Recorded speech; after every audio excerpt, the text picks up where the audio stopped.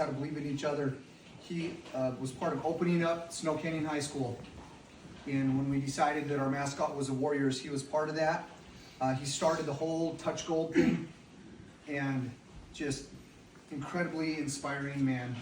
My sophomore year, we made the state finals for football and lost. And then the next year we came back and we're undefeated my junior year. And just a lot of incredible things, but it wasn't just about winning. I remember more that my coaches believed in me. And the teammates, the team culture that was developed, man, it was accountability. No excuses, right, ever. You owned it, and he taught us how to be warriors. Anyway, this is Coach Jacobsen. I love him, and let's give him a hand. I used to be used to speaking to athletes. But I was telling the coaches I retired 18 years ago. And so I haven't done it too often. I've done it with the football program here and at some of the other schools with coaches I knew really well. And did it with softball and that. But hopefully I can remember some of the things I said before. My goal is, since I'm in a bishop's house, to say it without a colorful word or two. But his wife said I could if I really wanted to. Okay? But I appreciate Coach Lang, Coach Goober, both great players that played for us. Instrumental in getting us the state championship team in '96. And that was a team that won because of their will. They won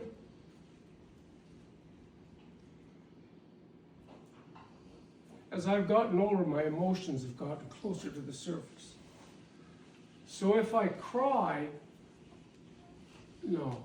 If some saline or something builds up in my eyes, bear with me a little bit. But I think of the '96 team. I thought we were the third or fourth best team in the state, talent-wise. But yet we go through undefeated. We play a Lehigh team in the semifinals that was loaded and had Division I football players on it. And they led a lot of the game, and we battled and won it right at the end.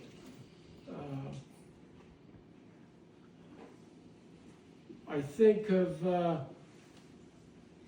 his football team that I took over his sophomore year, and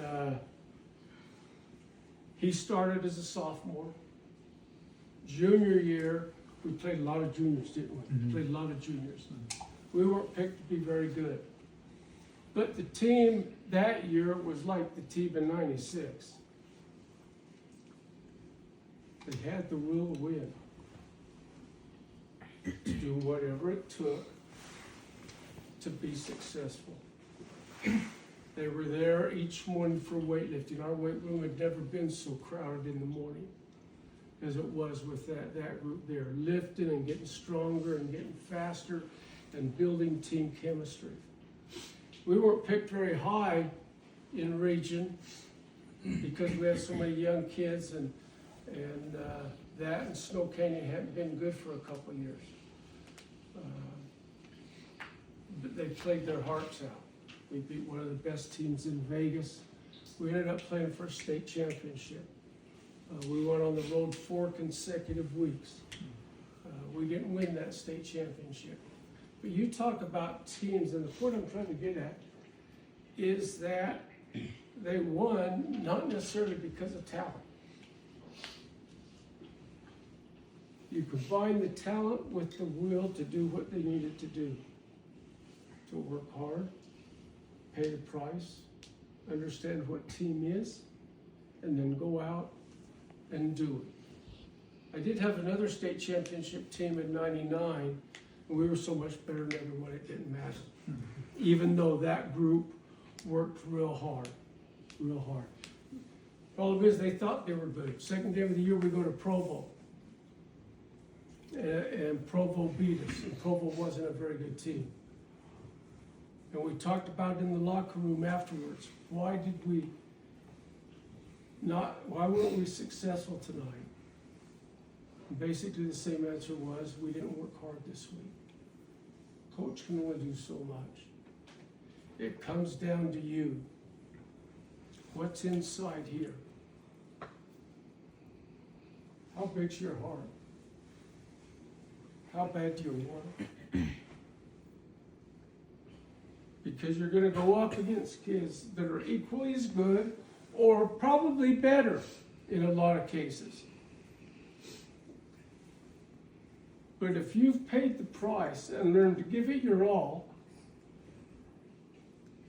whatever happens in it, as far as I'm concerned, you walk off a winner, you walk off a champion.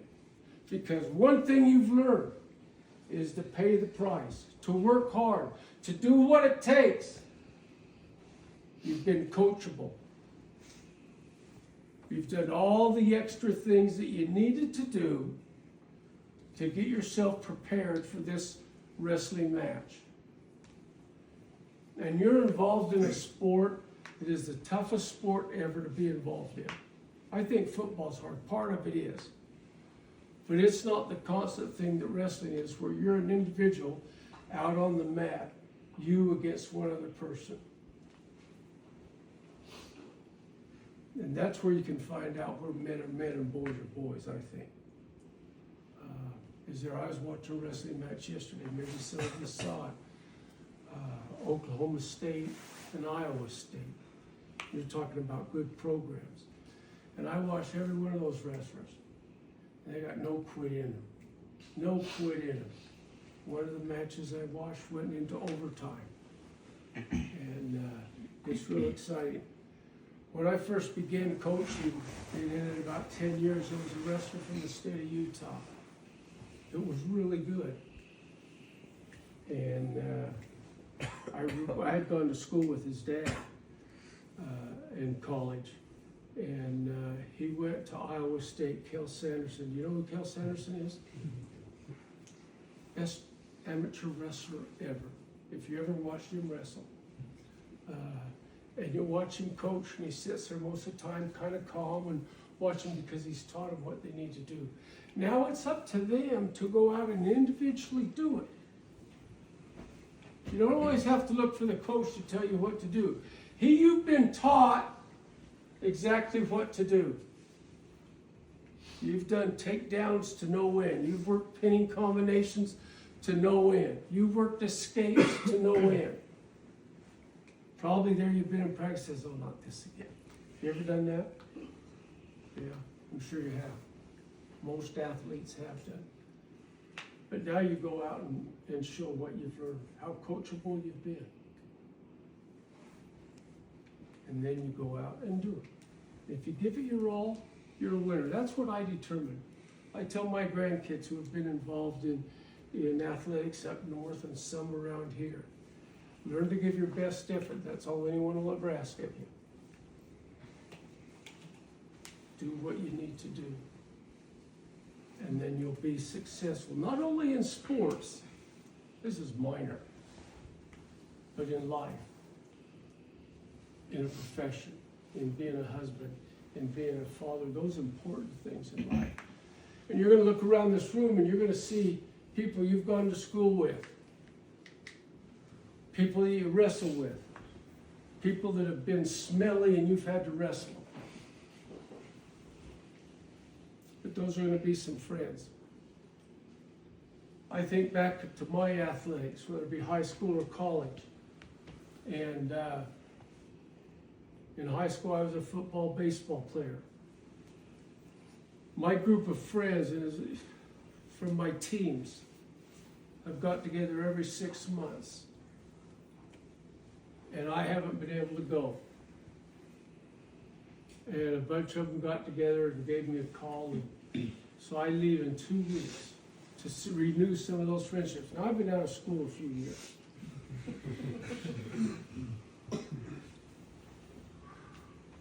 57. I know I don't look that old. But 57 years, and those friendships are still there. And so you look around here. Some of you may not be the closest friends. Some of you are very close friends. But they're friends. And in 20, 30, 40 years, those friendships are going to develop ever stronger. Because you have that bond that all of you paid the price in the wrestling room. Like I said, there's no tougher sport than wrestling. And you're to be commended because you've involved yourself in it. Was it your year? I made the kids come out for wrestling. Yeah. Bunch of young kids, good athletes, weren't very tough. Bunch of, excuse me, mama boys. But they weren't very tough. And I got them all to come out for wrestling. And some of them became pretty good. Some of them, after I retired, didn't stay with it and probably should have. But that next year in football is when we made it to the state championship. And I attribute a lot of that to the wrestling program. And because the toughness it gave to them. And your two coaches are examples of those that worked hard not only on the football field, but in the wrestling room. And because of that, they're successful in those things I talked to you about, in their professions, being a husband, being a father, and all that. Those things are important. But be sure that you understand you've been blessed with talent.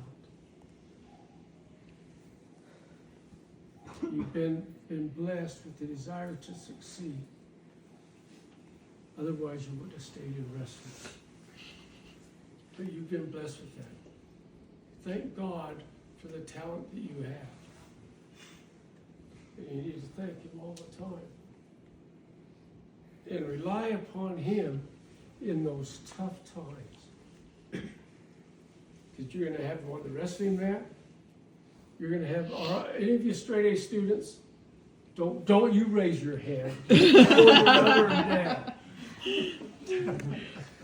There's a few of you that are really good students. But most of you are probably like I was in high school. I didn't get it figured out till college. High school was too easy, I thought. So I'd get by and I'd study a little bit before the test and that kind of thing. Got decent grades, but didn't live up to my potential. Consequently, when I got to college, after my first semester of college, I found out that that's not the way to get by in college. And you have to give a little bit better effort. Give your best effort. Learn to do that, whatever you do. When you mow your lawn, make sure it looks good. Give your best effort. When you clean the house, any of you ever have to do your dishes or anything in the kitchen, help your mothers out? Do the job. Do it right. How many of you have had been called back to finish something? My wife calls me back all the time. Do it right the first time. Same thing in sports. Do it right. Do it right. Make it a habit. I really believe winning becomes a habit, just like losing does. You go look at losing programs, they lose because they don't believe they can win. I might ask you a question. Do you believe you can win? If you have doubt, I'll guarantee you. Notice I cleaned it up. I guarantee you that you won't win. If there's any doubt, you will not win. There can be no doubt when you step out on the mat that you can win. You can win because you've been taught, you know how to give best efforts. Now go do it. Now go do it. And that's what I tell you today. Go out and do it. Simple as that. Go do it.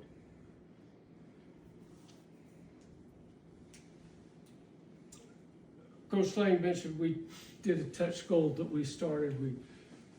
It actually became quite the thing and was good. And I got that when we started the school.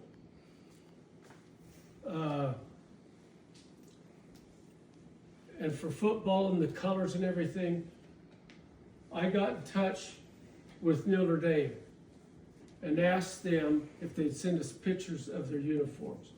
Their blue jerseys, their green jerseys, their white jerseys, their pants, and everything else. Now, we couldn't afford the level of their stuff, but we designed our uniform just like theirs. Because that builds instant recognition.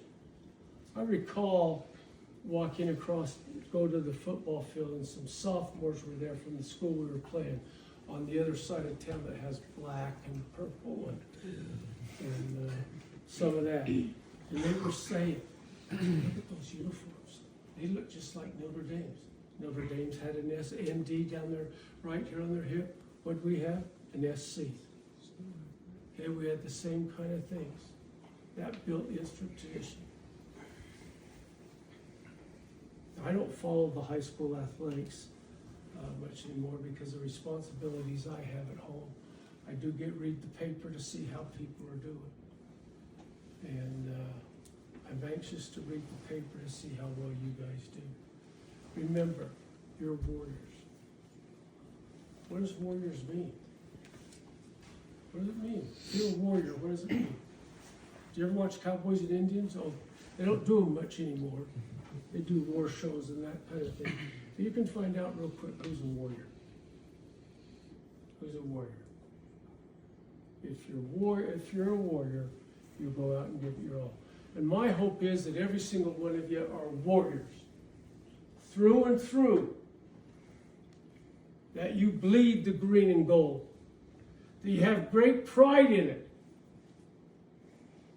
Pride in your team, your teammates, your coaches, your fans, your administration, and everything.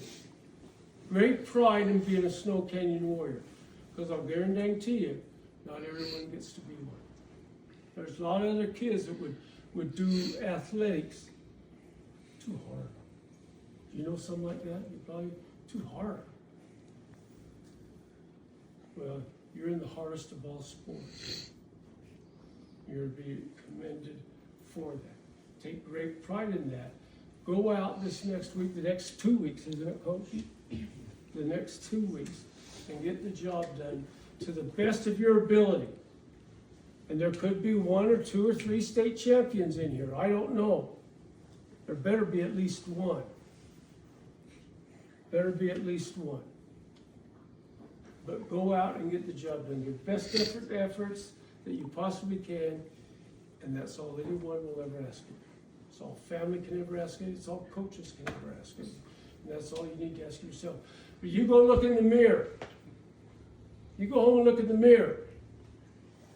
And tell me if you've paid the price. Tell yourself if you've paid the price. Because you can't lie to the man in the glass. Because you know. You know. Good luck this week. Get it done. Be warriors. Be warriors. And get after those guys. Okay? Thanks, Coach. Thank you guys.